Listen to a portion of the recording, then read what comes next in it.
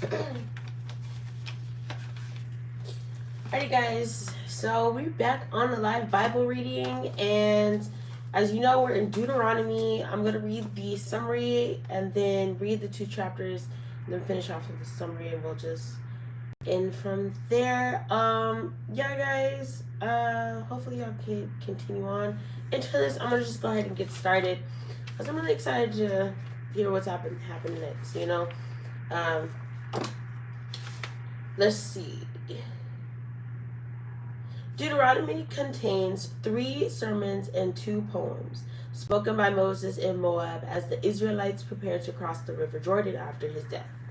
Moses expounds the law and predicts the nation's future of dispersion, restoration, and blessing. Chapter 24.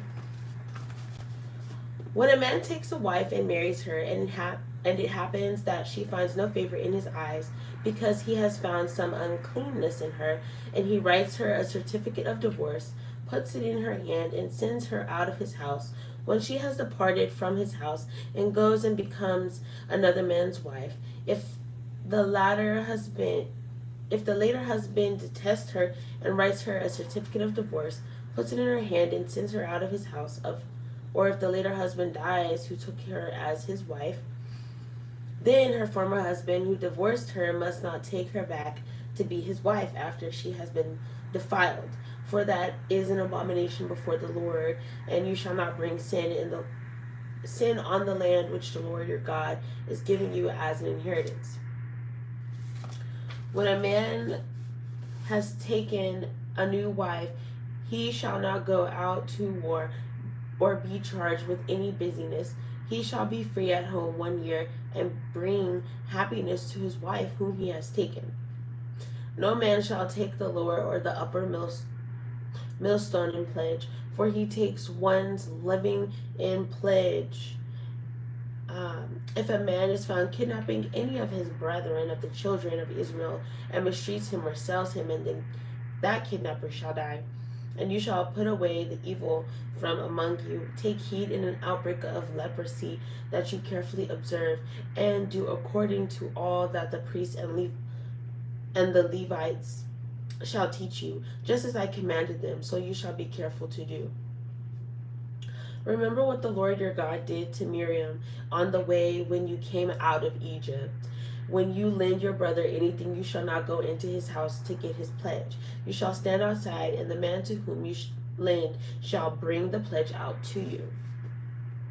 And if the man is poor, you shall not keep his pledge overnight. You shall in any case return the pledge to him again when the sun goes down, that he may sleep in his own garment and bless you.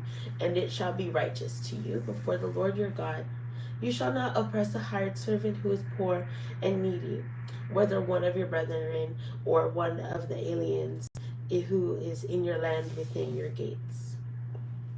Each day you shall give him his wages, and not let the sun go down on it, for he is poor and has set his heart on it, lest he cry out against you to the Lord, and it be sin to you. Fathers shall not be put to death for their children, nor shall children be put to death for their fathers. A person shall be put to death for his own sin. You shall not pervert justice due the stranger or the fatherless, nor take a widow's garment as a pledge. But you shall remember that you were a slave in Egypt, and the Lord your God redeemed you from there. Therefore I command you to do this thing. When you reap your harvest in your field, and forget a sheaf in the field, you shall not go back to get it. It shall be the stranger, the fatherless, and the widow, that the Lord your God may bless you in all the work of your hands. When you beat your olive trees, you shall not go over the boughs again. It shall be the stranger, the fatherless, and the widow. When you gather the grapes of your vineyard, you shall not glean it afterward. It shall be for the stranger, the fatherless, and the widow. And you shall remember that you were a slave in the land of Egypt. Therefore I command you to do this thing. Chapter 25. If there is a dispute between men, and they come to court, that the judges may judge them, and they justify the righteous and condemn the wicked. Then it shall be, if the wicked man deserves to be beaten, that the judge will cause him to lie down and be beaten in his presence according to his guilt, with a certain number of blows. 40 blows he may give him, and no more, lest he should exceed this and beat him with many blows above these, and your brother be humiliated in your sight. You shall not muzzle an ox while it treads out the grain. If brothers dwell together and one of them dies and it has no son, the widow of the dead man shall not be married to a stranger outside the family. Her husband's brother shall go in to her, take her as his wife, and perform the duty of a husband's brother to her. And it shall be that the firstborn son which she bears will succeed to the name of his dead brother, that his name may not be blotted out of Israel. But if the man does not want to take his brother's wife, then let his brother's wife go up to the gate to the elders and say, my husband's brother refuses to raise up a name to his brother in Israel. He will not perform the duty of my husband's brother. Then the elders of his city shall call him and speak to him. But if he stands firm and says, I do not want to take her, then the brother's wife shall come to him in the presence of the elders, remove his sandal from his foot, spit in his face, and answer and say, so shall it be done to the man who will not build up his brother's house.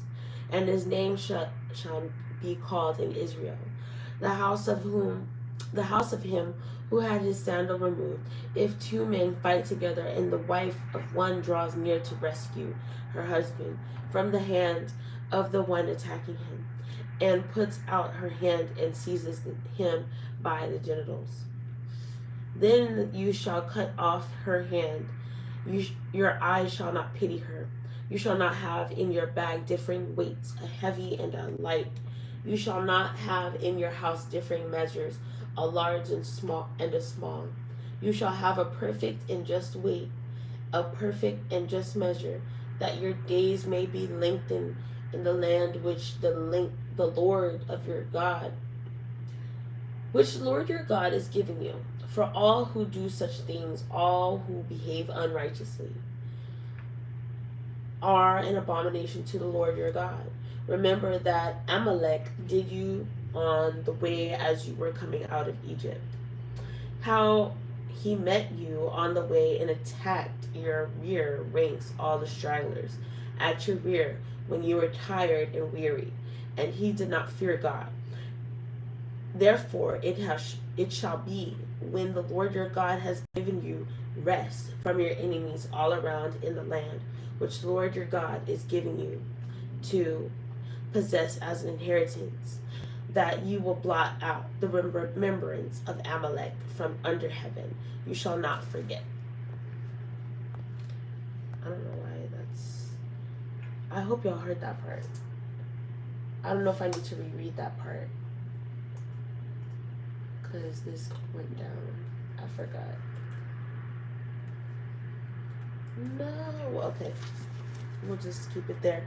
All right. Let's go to the summary and we'll end up for today. So, Deuteronomy contains 3 sermons and 2 poems spoken by Moses in Moab as the Israelites prepared to cross the River Jordan after his death. Moses expounds the law and predicts the nation's future of dispersion, restoration, and blessing. All right, guys. I'll see you on the next Bible reading.